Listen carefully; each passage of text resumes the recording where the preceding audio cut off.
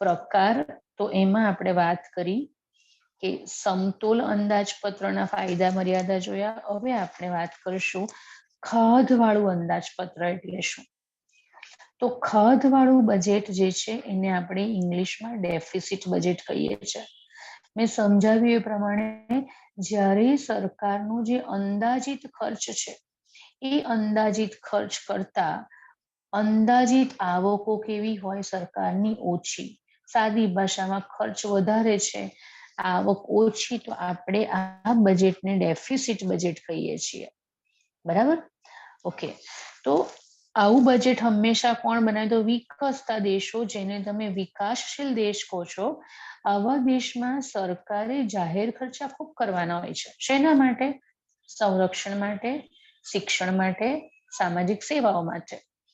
તો આ બધા માટે સરકાર ખૂબ ખર્ચ કરે છે, પણ સામે સરકાર પાસે આવકના સાધનો ઓછા હોય છે. બીકોઝ દેશની જે પ્રજા છે એનું જીવન ધોરણ ઊંચું લાવવાનું હોય તો વી કેન નોટ લેવી higher tax on the general public. એટલે સરકાર, લોકોની વેરા ભરવાની ક્ષમતા જ ઓછી હોય છે, એટલે સરકાર ગમે તેમ ટેક્સ વધારી શકે નહીં. બરાબર? તો પરિણામે એવું થાય છે કે સરકારને ખર્ચાનું આયોજન ખૂબ હોય છે, સામે આવકો જે છે, સોરી અહીંયા કદાચ મને લખવામાં ભૂલ થઈ, અંદાજિત ખર્ચ જે છે એ અંદાજિત આવકો કરતા કેવા હોય છે? વધુ હોય છે. બરાબર? કેમ? તો કે સરકાર ખર્ચા ખૂબ કરે છે સંરક્ષણ, શિક્ષણ, સામાજિક સેવા પાછળ, પણ સામે આવકનું આયોજન વધારી નથી શકતી બીકોઝ ઓફ લોકોની ટેક્સ પેઇંગ કેપેસિટી ઓછી છે. કેમ ઓછી ટેક્સ પેઇંગ કેપેસિટી? કારણ કે આવક જ ઓછી છે લોકોની. બરાબર? તો આવા બજેટ સરકાર જે બનાવે એને ખાધવાળા બજેટ કહીએ. પુરાંતવાળા બજેટનો અર્થ છે કે જેમાં અંદાજિત આવક વધારે હોય અને ખર્ચ કેવા હોય? ઓછા. આવા બજેટ કોણ બનાવે? આપણે ચર્ચા કરીએ આગળ. વિકસિત રાષ્ટ્રોની સરકારો બનાવે છે. બરાબર? ચાલો, હવે આ પ્રશ્ન તમારે કેવી રીતે તૈયાર કરવાનો છે? તો તમને એવી રીતે પણ પૂછાય, અંદાજપત્રના પ્રકારો અને ફાયદા મર્યાદા સમજાવો, અથવા ખાધવાળું અંદાજપત્ર એટલે શું, તેના ફાયદા અને મર્યાદા વિશે નોંધ લખો, અથવા ખાલી ટૂંક નોંધ લખો ખાધવાળું અંદાજપત્ર. તો એમાં તમારે એનો મિનિંગ, કોણ બનાવે આવા બજેટ, કેમ આવું બનાવવું પડે છે, અને એના ફાયદા વિશે ચર્ચા કરવાની. આ સૌથી ઇમ્પોર્ટન્ટ સવાલ એક્ઝામમાં પૂછાય એવો. તો હવે આપણે ખાધવાળા અંદાજપત્રના અર્થ સાથે એના ફાયદા મર્યાદાની વાત કરીએ. તો ખાધવાળું જે અંદાજપત્ર છે, આ અંદાજપત્ર વિકાસલક્ષી અને કલ્યાણલક્ષી કહેવાય. મેં તમને આગળ સમજાવ્યું. પ્રજાના કલ્યાણ, દેશના આર્થિક વિકાસ માટે સરકાર ખૂબ આયોજન કરે ખર્ચાઓનું, એટલે આ બજેટ કલ્યાણલક્ષી કહેવાય. કયું બજેટ કલ્યાણલક્ષી કહેવાય? ખાધવાળું. મંદી હોય જ્યારે પણ દેશની અંદર, ત્યારે આવા બજેટથી સરકાર રોજગારીની તકોનું સર્જન કરી શકે છે અને દેશની આર્થિક વૃદ્ધિ વધે છે. જો મંદી હોય એટલે બધે ઉદ્યોગ ધંધા ઠપ થઈ ગયા હોય, લોકોની આવક ઓછી થઈ ગઈ હોય. આવક ઓછી થાય એટલે લોકો ખરીદી પણ ઓછી કરશે, માંગ ઘટી જશે. માંગ ઘટે તો વસ્તુનું ઉત્પાદન ઘટે, ઉત્પાદન ઘટે તો રોજગારી ઘટે, રોજગારી ઘટે તો આવક ઘટે. તો આ એક વિશેષ સર્કલ છે. આ સર્કલ હોય આવું. બરાબર? કે માંગ ઘટે તો ઉત્પાદન ઘટે, ઉત્પાદન ઘટે તો રોજગારી ઘટે, રોજગારી ઘટે તો લોકોની આવક ઘટે, આવક ઘટે તો પાછી માંગ ઘટે, અને આ ચક્કર ચાલ્યા જ કરે, અને મંદી કહેવાય. અને ધીમે ધીમે ધીમે અર્થતંત્ર આ રીતે શરૂ થયેલું હોય મંદી અહીંયાથી, તો અર્થતંત્ર બિલકુલ તળિયે જઈને બેસી જાય, આ પોઝિશન આવી જાય, અને મંદી કહીશું આપણે. તો આવી સ્થિતિ સર્જાય તો આવા સંજોગોમાં સરકાર જો ખાધવાળું બજેટ આપે તો રોજગારી, એટલે સરકાર ખર્ચ વધારે કરે. ઘણી બધી વસ્તુઓ સરકાર લોકોને ફ્રીમાં આપે. બરાબર? શિક્ષણ આપે, આરોગ્યની સગવડો આપે. તમને ખબર છે કે રેશનિંગની દુકાનો હોય તેમાં અનાજ પાણી પણ સરકાર ફ્રી આપે. તો લોકોએ કરવાનો ખર્ચ ઓછો થઈ જાય, એટલે લોકો પોતાની આવકમાંથી અન્ય વસ્તુ ખરીદી શકે. બરાબર? એટલે મંદીમાંથી અર્થતંત્રને બહાર કાઢવું હોય ત્યારે the budget must be deficit budget. ખ્યાલ આવ્યો? સરકાર રોજગારીની તકો ઊભી કરે લોકો માટે, એટલે ત્યાં લોકો કામે લાગે, લોકોને આવક મળે, એટલે પાછી આવક વધે તો માંગ વધે, માંગ વધે તો શું વધે બોલો? ઉત્પાદન વધે, ઉત્પાદન વધે તો રોજગારી વધે, રોજગારી વધે તો આવક વધે, અને પાછું આ સર્કલ અહીંયા તળિયે જે બેસી ગયેલું ત્યાંથી પાછું ક્યાં જશે? તેજીમાં. અંદાજપત્ર આવું હોય તો સરકાર ટેક્સનો બોજ ઓછો નાખે, કારણ કે સરકાર લોકો પાસે વધારે વેરા નાખતી નથી. અને ગેરફાયદાની વાત કરીએ તો સરકાર ઘણીવાર વધારે પડતી સેન્સિટિવ થઈને પ્રજા કલ્યાણ પાછળ બહુ જ ખર્ચો કરી નાખે, અને પૈસા ના હોય. તમે જોયું કે આવક 100 રૂપિયા છે, સામે ખર્ચાનું આયોજન 200 રૂપિયાનું થઈ ગયું, તો બાકીના 100 લાવવા ક્યાંથી? તો એના માટે સરકારે દેવું કરવું પડે, બરાબર. રાજ્ય સરકાર તો કેન્દ્ર સરકાર પાસેથી લોન લે, કેન્દ્ર સરકાર હોય તો રાજ્ય સરકાર પાસેથી લે, બીજા દેશ પાસેથી લોનો લે, આવી રીતે ગવર્મેન્ટનું દેવું બહુ વધી જાય. સરકારના ખર્ચ પર નિયંત્રણ જ નહીં રહે, ગમે તેમ બજેટ બનાવે તો આ ખર્ચા વધ્યા જ કરે, અને અલ્ટિમેટલી ઘણીવાર એવું બને કે નાણાંનો ઉપયોગ બિનકાર્યક્ષમ થાય. સરકાર પાસે આ જે 100 રૂપિયા આવે છે ને, એ જાહેર જનતા પાસેથી આવે છે ઇન ફોર્મ ઓફ ટેક્સ.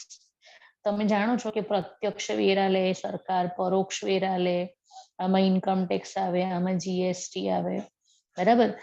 તો આ બધા ટેક્સ જે આપણે પે કરીએ છીએ આપણી આવકમાંથી, એનો બિનકાર્યક્ષમ ઉપયોગ થાય ઘણીવાર. સરકાર બિનજરૂરી ખર્ચા કર્યા કરે. તો એટલે ખાધવાળા દરેક વસ્તુ, કોઈ પણ વસ્તુ હોય ને તો એ પ્રમાણમાં સારી હોય, બરાબર. એટલે આ જે છે તે આપણે એના શું જોયા? અત્યારે મર્યાદાઓ જોઈ. ઓકે, છેલ્લો ટોપિક આપણે જોઈ લઈએ છીએ પૂરાંતવાળા બજેટના ફાયદા અને મર્યાદા. તો પૂરાંતવાળું જે બજેટ છે એના ફાયદા શું? આના કરતા બિલકુલ રિવર્સ. કે પૂરાંતવાળું બજેટ વિકસિત દેશની સરકાર બનાવે, લાઈક નોર્વે, અમેરિકા. આપણે ત્યાં મંદીનો પ્રશ્ન હોય, ત્યાં તેજીનો પ્રશ્ન હોય, ફુગાવો બહુ જ આવે, લોકો પાસે બહુ જ પૈસા હોય, આવક બહુ જ લોકોની, આવક વધારે તો માંગ ગમે તેમ લોકો ખરીદી કરે, માંગ વધે, સામે વસ્તુઓનું ઉત્પાદન એટલે કે પુરવઠો એટલો ઝડપથી ન વધે તો દેશમાં ફુગાવાની સ્થિતિ સર્જાય, જેને તમે સાદી ભાષામાં ભાવ વધારો કહો છો. તો આવું થાય તો સરકારે લોકો પર કંટ્રોલ કરવો પડે. લોકોની માંગ પર કંટ્રોલ કરવો હોય તો સરકાર ટેક્સ વધારે નાખી દેશે. ટેક્સ વધારે એટલે લોકોની જે ખરીદ શક્તિ છે એ ઘટી જશે, પર્ચેસિંગ પાવર પર કંટ્રોલ આવશે, અને એને પરિણામે માંગ પર નિયંત્રણ આવે. માંગ પર નિયંત્રણ આવે એટલે માંગ પુરવઠાની જે અસમતુલા થઈ ગઈ હોય ને, એ થોડીક બેલેન્સ થશે, અને ભાવો પર શું આવશે? નિયંત્રણ આવે. ખ્યાલ આવ્યો? તો જ્યારે પણ દેશમાં ફુગાવાની સ્થિતિ હોય ત્યારે સરકાર લોકો પાસેનું વધારાનું ધન ખેંચી લે છે in form of higher tax bracket. સરકાર ટેક્સ વધારે નાખી દે, બરાબર. અને સરકારનો જે ખર્ચ છે એને પહોંચી વળવા માટે દેવું કરવું જ નહીં પડે આમાં, કારણ કે બહુ પૈસા છે સરકાર પાસે, બી ખર્ચ 100 રૂપિયા કરવાનો, આવક 200 રૂપિયા મળવાની, તો સરકારે ઉછીના ન લેવા પડે. ઉછીના નથી લેતી એટલે ભવિષ્યમાં સરકાર લોકો પર ટેક્સનો બોજો વધારતી નથી. જ્યારે ભારત જેવા દેશની અંદર ટેક્સનો બોજ લોકો પર વધે, સરકાર જેટલું ખર્ચા વધારે આયોજન કરે તો ટેક્સ વધારે નાખે આપણા પર.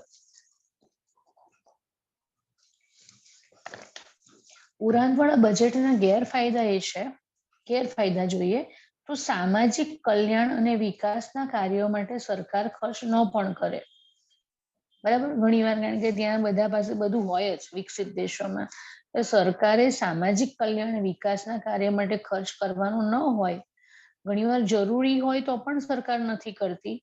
અને કારણ કે આ રાખવું છે સરકારે, પૂરાંત રાખવી છે, એટલે ખર્ચ વધારશે જ નહીં સરકાર. તો આને પરિણામે બની શકે કે પ્રજાના કલ્યાણને વિપરીત અસર પહોંચે. પણ one thing is very sure કે વિકસિત દેશોમાં પ્રજા કલ્યાણનો હેતુ જ નહીં હોય, સરકારનો હેતુ પૈસા બનાવવાનો જ હોય ત્યાં, બરાબર. જો મંદીનો સમય હોય અને સરકાર પૂરાંતવાળું બજેટ બનાવે ને તો અર્થતંત્ર વધારે મંદીમાં સપડાય.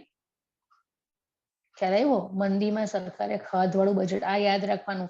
તેજીમાં સરકાર કેવું બજેટ બનાવે? પૂરાંતવાળું. મંદીમાં કેવું બજેટ બનાવે? ખાધવાળું, આ યાદ રાખવાનું. ઓકે, ચાલો. તો જો મંદીમાં પણ સરકાર આવું બજેટ બનાવે અને તો દેશમાં મૂડીરોકાણ, રોજગારી, ઉત્પાદન મેં હમણાં જ સમજાયું એ બધું હજુ ઘટે ઘટે ઘટે ઘટે અને દેશ મંદીમાં જતો રહે વધારે આખો. જો દર વર્ષે પુરાંત વધતી જાય, સરકાર પુરાંત વાળું બજેટ બનાવે ને દર વર્ષે 100 કરોડ રૂપિયા ભેગા કર્યા જ કરે આવી રીતે, તો આ પૈસાનું બધી સરકાર શું કરશે એ મોટો પ્રશ્ન થઈ જાય. કહેવાનું અમને આપી દો, ભારત દેશમાં બહુ જરૂર છે નહીં. તો આ એક પાછી એની મર્યાદા ઊભી થાય છે. તો અહીંયા આપણે તમને સમજ પડી ગઈ છે ક્વેશ્ચન્સ કેવી રીતે વાંચવાના છે. પ્રસ્તાવના MCQ VSQ માટે, અંદાજપત્રનો અર્થ અને એમાં ફલિત થતી બાબતો, એક 2 માર્કનો પ્રશ્ન થઈ ગયો. અંદાજપત્રના પ્રકાર, તો એમાં સમતોલ, અસમતોલ, અસમતોલમાં ખાધ અને પુરાંત, દરેકના ફાયદા અને મર્યાદા. તો આજે તમારે હોમવર્કમાં મેં તમને કહ્યું પ્રમાણે એક ફેમિલી બજેટ જાતે બનાવવાનું છે, વાર્ષિક બજેટ, બરાબર, નેક્સ્ટ યર માટેનું. અને બીજું કે તમારે અંદાજપત્રના જે પ્રકારો છે, અંદાજપત્રનો અર્થ અને પ્રકારો એ ઘરેથી લખવાના છે હોમવર્કમાં. પણ કેવી રીતે લખશો? સમતોલ અંદાજપત્રનો અર્થ, એના ફાયદા મર્યાદા, ખાધવાળાનો અર્થ, ફાયદા મર્યાદા, પુરાંત બજેટ, અર્થ અને ફાયદા મર્યાદા. તો આ રીતે તમારે આ હોમવર્ક આજે કરવાનું છે. ઓકે, અહીંયા આપણે આ મીટિંગ જે છે તે આજે પૂર્ણ કરીએ છીએ.